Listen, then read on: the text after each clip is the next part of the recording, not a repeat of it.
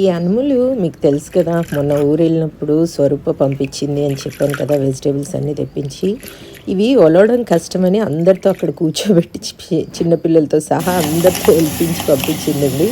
చాలా బాగుంటాయి, ఇష్టం కూడా నాకు. ఇదే కర్రీ నేను వెళ్ళిన రోజు నాకు బౌల్లో వేసి ఇచ్చింది. ఆ చిన్న వీడియో కూడా పెట్టాను కదా మీకు, షార్ట్ వీడియో చూశారు కదా.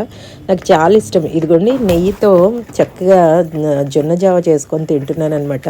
అవును, ఈ అనపకాయ మాకు ఇక్కడ దొరకదండి, మా వైపు చాలా, కానీ సిటీలో దొరకవు, ఎక్కడో ఎప్పుడో ఒకసారి దొరుకుతాయి అంతే.